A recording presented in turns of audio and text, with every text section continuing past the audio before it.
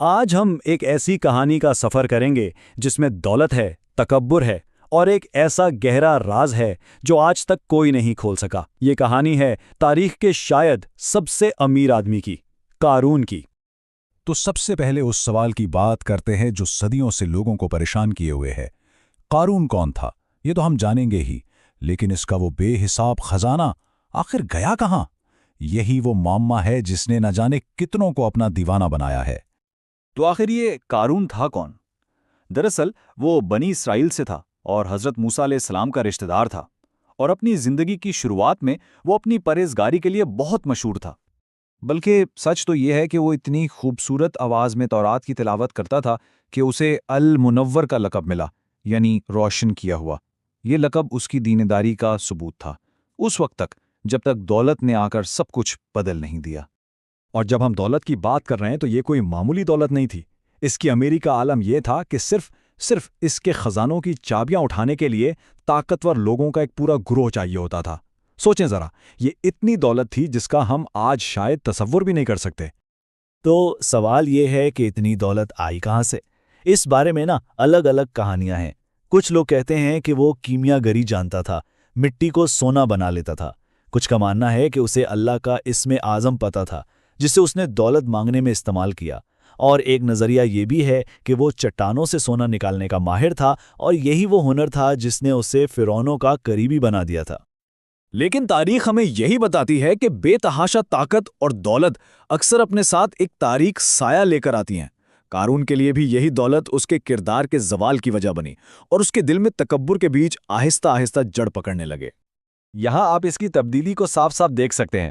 ایک طرف تھا المنور، ایک دیندار اور عاجز انسان، اور دوسری طرف ایک متکبر، خود غرض شخص جو سونے کے تاروں سے بنے کپڑے پہن کر اپنی دولت کی نمائش کرتا تھا اور سمجھتا تھا کہ جو کچھ بھی اس نے حاصل کیا وہ صرف اور صرف اسی کی وجہ سے ہے۔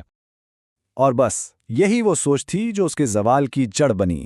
اسے پکا یقین تھا کہ یہ جو کچھ بھی ہے یہ خدا کی دین نہیں، یہ تو بس اس کے اپنے علم، اس کی اپنی قابلیت کا نتیجہ ہے۔ یہ جو آج کل کہتے ہیں سیلف میڈ مین، بالکل وہی والی سوچ۔ اور یہی وہ تکبر ہے جو انسان کو حقیقت سے اتنا دور لے جاتا ہے کہ سیدھا تباہی کے گڑھے میں جا گرتا ہے۔ کہانی میں اصل موڑ تب آیا جب زکوٰۃ کا حکم نازل ہوا۔ قارون کا اسے ادا کرنے سے انکار کرنا صرف کنجوسی نہیں تھی، یہ اللہ کے حکم سے کھلی بغاوت تھی۔ دیکھیں، زکوٰۃ اسلام میں ایک لازمی خیرات ہے۔ قارون کو حکم یہ تھا کہ وہ اپنے ہر 1000 دینار پر صرف 1 دینار ادا کرے۔ اس کے دولت کے سمندر میں یہ ایک قطرہ بھی نہیں تھا، لیکن مال کی محبت نے اسے بالکل اندھا کر دیا تھا۔ وہ صرف انکار پر ہی نہیں رکا، قارون نے حضرت موسیٰ علیہ السلام کی عزت پر حملہ کرنے کے لیے ایک بہت ہی گھناؤنی سازش تیار کی۔ اس نے ایک عورت کو 1000 دینار کی رشوت دی، کس لیے؟ تاکہ وہ سب کے سامنے حضرت موسیٰ پر بدکاری کا جھوٹا الزام لگا دے۔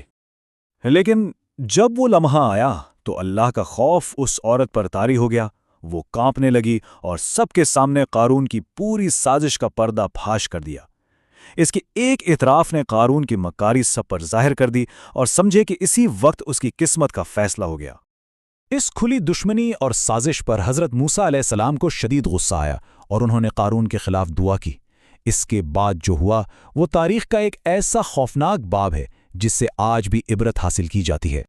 حضرت موسیٰ نے زمین کو حکم دیا اور زمین نے حکم مانا۔ زمین پھٹی اور قارون اپنے پیروں تک اس میں دھس گیا۔ وہ چیختا رہا، رحم کی بھیک مانگتا رہا، لیکن زمین اس سے آہستہ آہستہ نگلتی چلی گئی، پہلے گھٹنوں تک، پھر کمر تک، پھر اس کے کندھوں تک، اور آخر میں زمین اس پر، اس کے عالیشان محل اور اس کے سارے خزانوں پر ہمیشہ کے لیے بند ہو گئی۔ سب کچھ ختم۔ قارون تو ختم ہو گیا، لیکن اس کی کہانی اپنے پیچھے 2 چیزیں چھوڑ گئیں۔ ایک تو آنے والی نسلوں کے لیے کبھی نہ بھولنے والے سبق، اور دوسرا ایک گمشدہ خزانے کا معمہ جو آج بھی لوگوں کو اپنی طرف کھینچتا ہے۔ تو کیا وہ خزانہ آج بھی کہیں موجود ہے؟ جو سب سے مشہور نظریہ ہے وہ مصر کی جھیل قارون کی طرف اشارہ کرتا ہے، لیکن آثار قدیمہ کے ماہرین کہتے ہیں کہ اس جھیل کا اصل نام بحر القارون تھا، یعنی چوٹیوں کا سمندر، جو وقت کے ساتھ ساتھ بدل گیا۔ کچھ نظریات اسے عراق کے شہر نینوا سے بھی جوڑتے ہیں، لیکن یہ بات تاریخی حقائق سے میل نہیں کھاتی۔ تو آخر کار بات یہ ہے کہ یہ تاریخ کے ان چند بڑے رازوں میں سے ایک ہے جو شاید کبھی حل نہیں ہوں گے۔ ایسا لگتا ہے کہ قارون کے خزانے کا مقام ہمیشہ کے لیے زمین کی گہرائیوں میں کہیں دفن ہو چکا ہے۔ تو پھر اصل خزانہ کیا ہے؟ وہ سونا چاندی نہیں، بلکہ وہ سبق ہیں جو اس کہانی میں چھپے ہیں۔ پہلا، کہ ہر چیز کا اصل مالک اللہ ہے، ہم انسان تو صرف امانت دار ہیں۔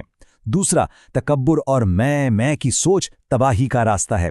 تیسرا، دولت جمع کرنے کے لیے نہیں ہوتی بلکہ دوسروں کی مدد کے لیے ہوتی ہے۔ اور آخری بات یہ کہ دنیا کی کامیابی بہت عارضی ہے، اصل کامیابی کچھ اور ہی ہے۔ تو آخر میں یہ سوال ہمارے سامنے رہ جاتا ہے، جب ہم گمشدہ سونے اور جواہرات کی کہانیاں سنتے ہیں تو کہیں ہم ان لازوال اسباق کو تو نظر انداز نہیں کر دیتے جو قارون کے خزانے کے ساتھ ہی دفن ہو گئے؟ شاید اصل خزانہ زمین کے نیچے نہیں بلکہ اس کہانی کی عبرت میں چھپا ہوا ہے۔